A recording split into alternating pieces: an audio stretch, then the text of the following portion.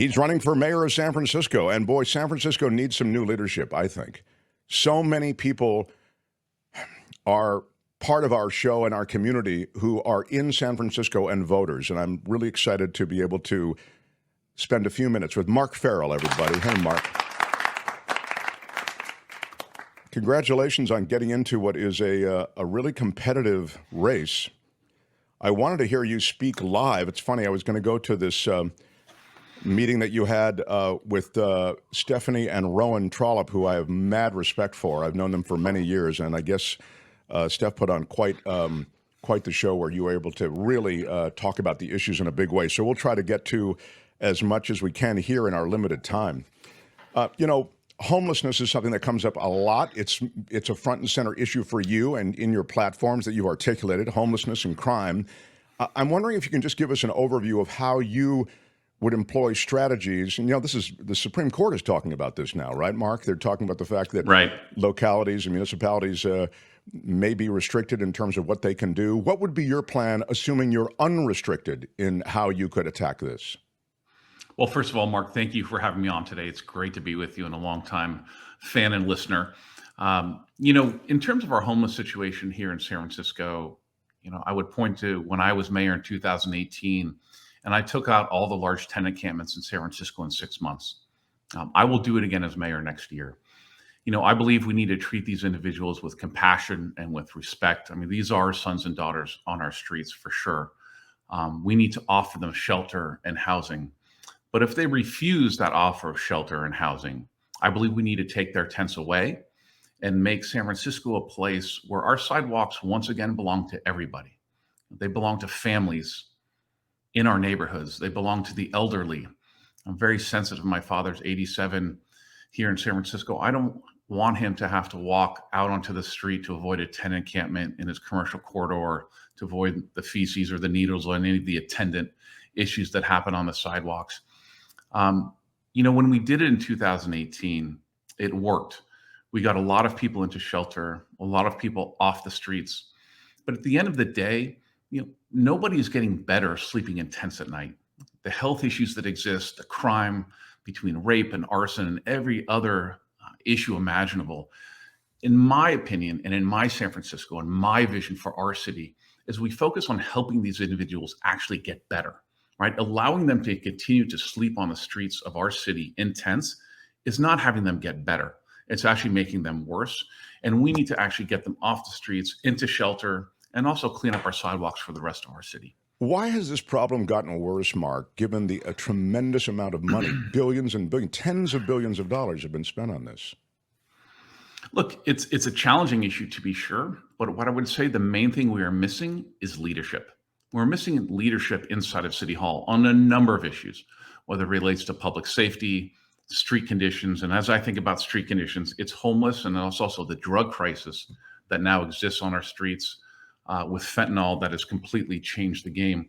But we need bold leadership out of City Hall, a mayor who's going to be willing to take the criticisms of whatever constituency they're offending, to actually do the right thing for the residents of our city, but more importantly, do the right thing for our city itself. Help individuals on the streets. It's not humane, it's not progressive, it's not compassionate to allow last year over 850 people overdosed on the streets of San Francisco. That's simply unacceptable. It's just not working. Our approach isn't working. We need change of leadership, and we need bold action out of the mayor's office. I'm so glad that you mentioned City Hall in your comments, because it seems to me that the mayor, we always turn to people like yourself who really have bold ideas and a track record. I mean, that's one of the great things about you. I know you weren't mayor for a long time, but even in that short time, you did step up.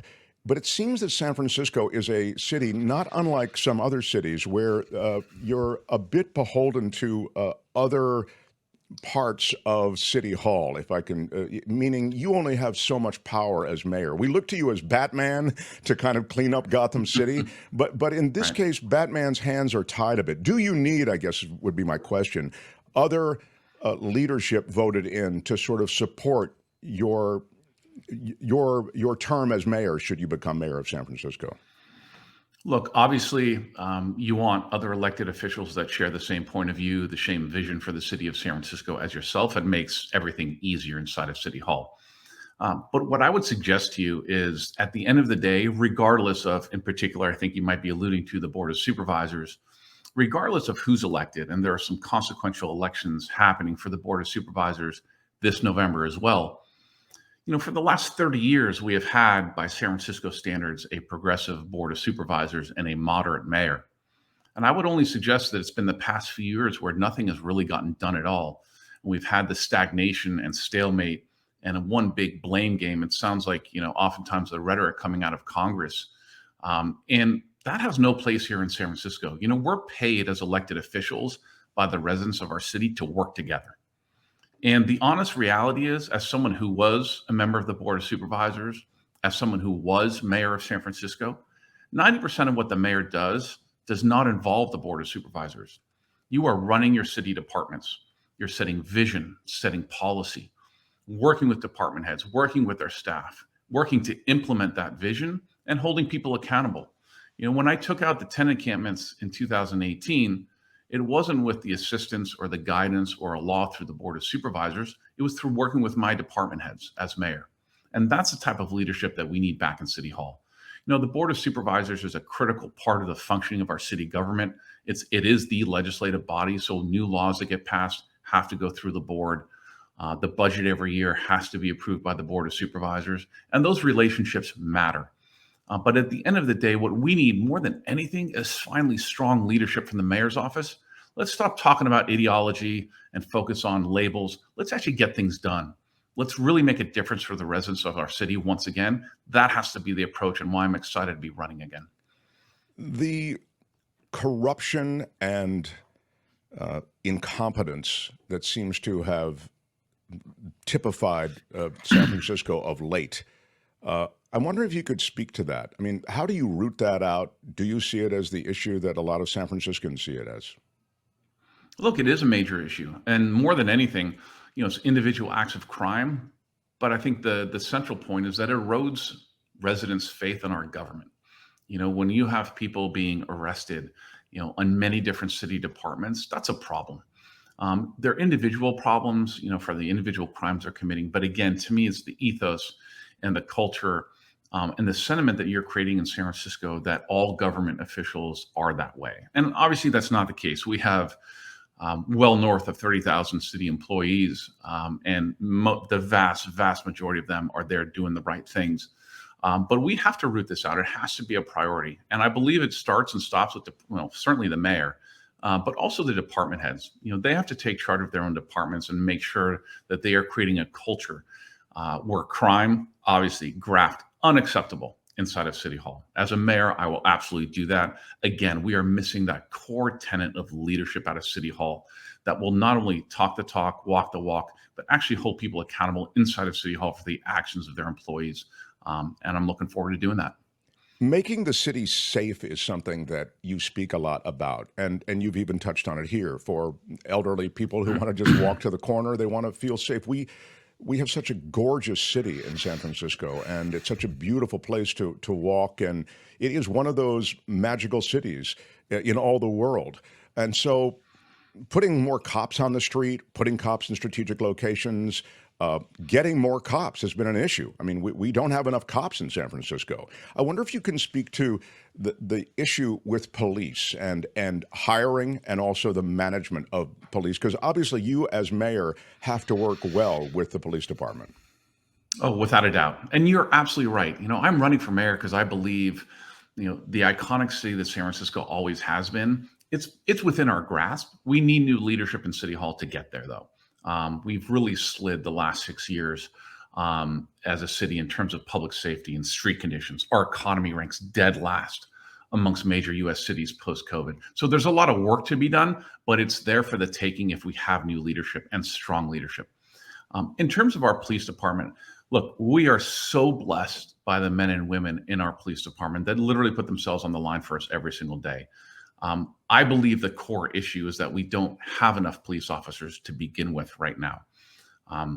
A few things that I believe we should do. One, we need to restore the budget of our police department.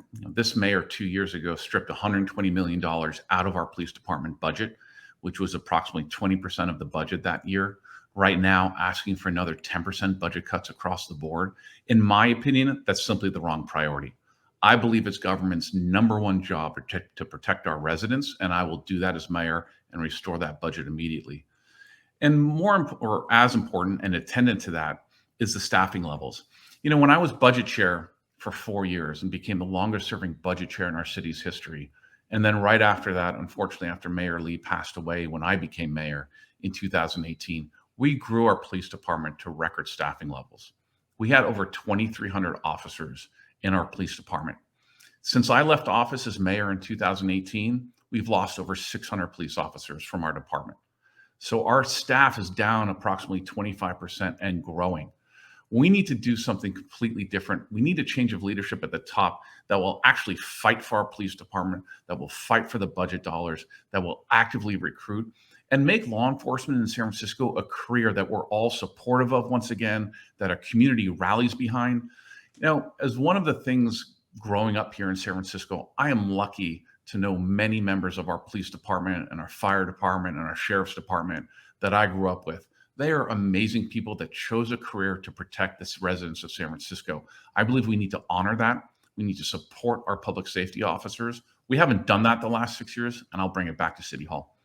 We're talking to Mark Farrell, who is running for mayor. He's been mayor of San Francisco for a short time. You heard him reference it there with the passing of Mayor Lee. But more than that, he has a history of public service to the city and a knowledge of the city and its problems. And now there's some pretty big challenges ahead, Mark Farrell. So one of the big things that happened, I think, in recent history was the recall of the DA and and Brooke Jenkins ascending to the DA spot. I'm a big fan of hers. I wonder if you could speak to your relationship with Brooke Jenkins and how you might see that evolving, because you obviously, again, have to have good relationships with a lot of these people you'd be working with. Look, without a doubt, and I would say unequivocally, the city of San Francisco is so incredibly lucky to have Brooke Jenkins as our district attorney. I think she's doing an amazing job. My wife was actually very engaged in the recall campaign when Chesa Boudin was recalled and Brooke Jenkins was elected as our district attorney. So I've gotten to meet Brooke on a personal level over the course of the past few years a number of times. Again, I simply think that we are very fortunate to have her in that seat. I also believe that unless we do increase the ranks of our police department, we're actually, as you think about law enforcement, that train becomes our police department, our district attorney, and the judge and our judicial system to make it all flow and work together. We need more officers to give our district attorney's office the chance to actually prosecute more crimes. And then also we need the judges to hand down the appropriate sentences to make sure that they act as a deterrent here in San Francisco. But in terms of, our district attorney, I believe we have the right one in the seat right now and look forward to working with her going forward. We got a lot of stuff like this. This is from Calvin. Candidate Mark, what can you do as a mayor that will pass the Board of Supervisors that will have immediate impact on crime and homelessness in San Francisco? I mean, everybody's got the same front and center issues, Mark Farrell. Are you going to do any audits or reduction in the homeless program, like where that money is spent? Can you speak to some of this? Sure. I'll take the last one first. I was very clear the day I launched my campaign that it's my first day in office, I would immediately audit all of our nonprofit spending for the homeless here in San Francisco. To be sure, there are so many nonprofits that do great work in our city and we need to support them even more. But the amount of overlapping and wasteful spending that we have as a city government is out of control. It's been that way for some time, and we need a mayor who's going to actually come in and take a hard look at this and really make it a priority. So that will certainly be a focus. And in terms of specifics about working on public safety and the homeless in San Francisco when I'm in office, I'll give a few. Number one, I believe we need a new police chief. Chief Scott's a good man, but the average tenure of a police chief is 3 years, and he's been here close to 8. We need to thank him for his great service to our city, but hire someone that's going to really inspire the rank and file, be heavy on recruiting and fighting for budget dollars and fighting for more officers. I believe that's the next evolution of our police department. And I believe it needs to be someone from within our police department right now that will come through the ranks. So that's number one, and that's in the mayor's power to do. Second of all, restore the budget. I mentioned that again. That is within the mayor's power to propose a budget where our police department is fully funded. and then also recruit heavily. That comes through programs such as our drop program that I'll reinstitute through the board of supervisors as well, that allows officers who are about to retire to stay on the workforce for up to 5 years without affecting their pension. I think in the first year or two, that will increase our police officer rank and file by about 100 officers or more that would have otherwise left the police force. That's a big deal. We have to laterally recruit and then once again fully fund our police academy and recruit. And unless we have a change of leadership at the top, both in our police department and in the mayor's office, you know what? We have the highest starting salary in the country within our police department, but we still can't recruit. It's because people don't believe this is a great city to come work as a police officer. We need to change that narrative, not just by words, but by action as well. And I will do that as mayor. And then in terms of our tenant encampments and the homeless, again, this is a mayoral action. This is a policy of the mayor's department. I did it before when I was mayor in 2018. I will do it again as mayor next year. Our sidewalks have to belong to everybody in San Francisco. We need to get people, and our North Star needs to be helping people get off the streets and into shelter, not perpetuating their life in tents on our sidewalks here in San Francisco. I want to ask you, this is a lot we've concentrated on, and just in our last few minutes here, we've concentrated on security, we concentrated on safety, we've talked a lot about the cops and the soups and the workings of City Hall and how to implement some of these strategies. I want to turn to the cost of living in San Francisco. And again, I don't mean to turn to you as the superhero who's going to, jump in and, in 10 days, everybody will be able to afford a place on Russian Hill. But it is a remarkable fact that so many people are locked out of the world of living affordably in the city. Look, couldn't agree more. I think the central part here is really the discussion around housing, and we need more housing in our city. There's a state mandate to create 82,000 units over within the next 10 years. I should say 8 years from now. So we have to be building, at a clip of about 10,000 units a year, according to the state mandate. Last year, we built under 2,000 units. And in January and February of this year, we approved 7 units out of our planning department. It simply needs to change. We need to streamline our planning process in a very major way.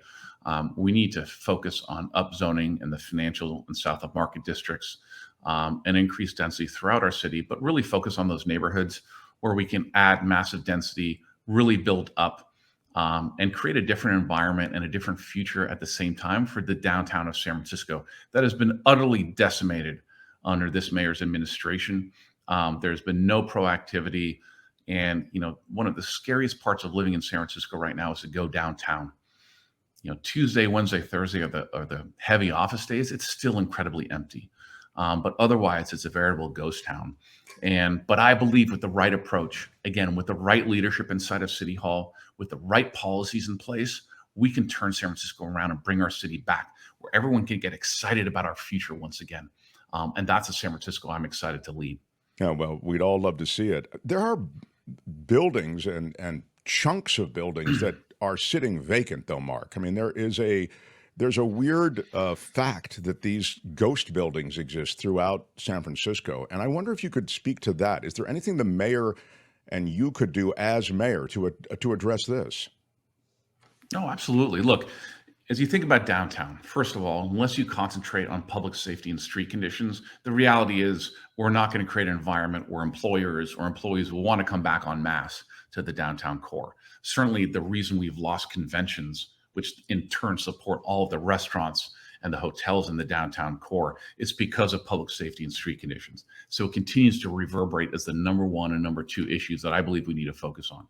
Once you do that, though, we have to use the power of tax incentives out of City Hall to bring employers back to the downtown core. We did it to great effect in mid-market in the 2010s. Obviously, the poster child there was Twitter, but we also learned our lessons, right? We allowed those businesses to have their own cafes, their own gyms, and dry cleaning services. So we didn't support the small businesses in the surrounding neighborhood. So we have to do it differently. We have to learn what worked, what didn't work in our past, and be honest about that. And then we can concentrate on not only the big employers, but also the small businesses in the surrounding neighborhoods as well. When I worked downtown in the finance industry for over 5 years, I worked in the 120 Kearny building, which is a high rise coming out of the Crocker Galleria. And that Crocker Gallery used to be chock full of small businesses. Literally every storefront was filled, 3 levels. I have to wait in line for 45 minutes for lunch. And now I know there's construction going on there, but there's one store left. I mean, it's a really sad state of affairs, and we need a mayor who's going to be super proactive with our business community, to once again engage with our asset owners, the lenders, the major tenants in town, and just understand these market dynamics and make San Francisco and the downtown area in particular once again a destination. We've gotten so far away from that, but we can bring it back. Again, just a change of leadership and someone with the right vision and someone who's willing to be proactive. Now, one of the things I like about you is you do have this background in business, and I think when it comes to incentivizing businesses to do certain things and to populate certain areas, you need to incentivize them in ways that involve more than just charisma. You got to put some dollars and cents, I Right. think, into the game. So I think I take it that is the kind of thing you're looking at. 100%. And you think about that's the core tenants in our commercial buildings that are downtown. The scary part is our vacancy rate's 38% right now, and climbing to 40% before long. Other cities sound the alarm bells at 20%, and we're almost double that right now as a city. So the honest reality on the ground is we're in a tough spot. But if you think about being proactive and a change of leadership in City Hall, again, public safety, street conditions, core tax incentives to bring employers back. But then you also think about the conversion from commercial to residential, building the future of downtown, whereas Wall Street in New York in the late 80s and early 90s, it was a ghost town on the weekends. Now, depending upon who you talk to, arguably one of the hipper neighborhoods in New York City, because they did the long-term work to get residential units built in that area to make it a more vibrant urbanist part of New York City. We can do the same in downtown. They're existing buildings, but think about those Class B, Class C buildings right now that really are suffering in terms of looking for tenants, and certainly tenants that can actually pay the mortgage that a lot of these people have on their buildings. What if we allowed demolition? What if we allowed upzoning and building up into the air to create additional units and committed to tax increment financing at the local level? Then you start allowing these Class B and Class C buildings to actually pencil out to take them down and build them back up as residential. That can be an unlock that would really transform the downtown core to get people really excited about the future. And then let's even dream further. Let's think about a nightlife and entertainment district where after hours, after businesses close, we block off streets, bars are open, restaurants are open, lodging and hotels are full. We have nightlife and entertainment in that zone. This can be a future we all get behind and all get excited about. We're really far from that point right now. But again, back to that change in leadership, someone who has experience, someone that has competence, and someone who has a vision for the future of San Francisco. I believe that's what we need as a city right now. It's great to talk to somebody who's got that vision and might be able to begin the journey toward that vision. All right, my last point, I just want to, we got that question. This is one of those ideas that comes into us, and I'd love to just get your take on it. It was suggested by Calvin, which is why Vicky and Sausalito is saying, Calvin, I like your idea of turning downtown office space into teacher housing. Cops make a lot more than teachers do, but cops, teachers, whoever they might be, who might be able to occupy some of these, this is the general notion, okay? Some of this empty space at market rates that are below the market value, perhaps, because the stuff's sitting there empty anyway. These people who serve so much in the community, might there be a way to accommodate them and also occupy some of these empty spaces? Here's Calvin's comment again. Candidate Mayor, how about empty office space turned into housing for teachers and cops at a discounted rate? That's essentially what I just said. So I know this is one of those ideas, but I'd love to get your take on it. Yeah, look, I think it's a different thought process when you talk about conversion of office to residential. Existing units one for one, that becomes a bit challenging. But what I will say is I completely concur with the notion that we need to create more housing for our first responders. Think about our police officers, firefighters, sheriffs, 911 dispatchers, as well as teachers and nurses. When I was in office before, I created the first down payment assistance program for first responders to allow, again, cops, firefighters, and sheriffs to buy homes here in San Francisco. I believe that, as we think about recruiting new police officers to town, we actually need to think about rental subsidies as well, in the kind of throughout the city of San Francisco in every single neighborhood. But more than that, Right now, the approach out of City Hall has been, and the sentiment has been, for people that own units but don't want to rent it out because of some of the rent control laws and other laws that become onerous, and some people simply just don't want to lease their units out. The approach right now to City Hall has been to actually tax them, these vacancy taxes. Some people and supervisors want to continue to drive that home and increase vacancy taxes. How about instead of a stick, let's create a carrot. Let's give a tax incentive for people to actually lease out to first responders, to lease out to men and women in a rental basis of our police department, of our firefighter department, of our sheriff's department, teachers, 911 dispatchers, people that make our city safer because we have them living within our city limits. To me, that has to be the approach of City Hall. This kind of penalizing mode where we're just taxing people, A, it's hard to administer, but it's also simply not working. And I don't believe that the city is spending this money wisely, that they're gaining. It's driving people away from our city. Let's create incentives instead and make it a city that we all feel safe about and feel really positive about where City Hall is driving and the fact that we're all supporting our first responder community once again. Well, the notion that the city is spending any money wisely is something just that you could almost apply that to anything. We're really in need of new leadership, and it's so great to hear you speak with a sense of purpose and a sense of a future, and with some innovative ideas. And as I say, one of the things I like about Mark Farrell is he's been there. I mean, you do know the cast of characters, and so it's more than just a vision and a pipe dream. It's I think there's some practical implementation that you can offer. So, hey, listen, good luck, and please come visit again. It was really a pleasure to have you here. Well, pleasure to be here and look forward to the future of our city. Again, the brightest days are. Hi, it's Mark, and I thought that was great.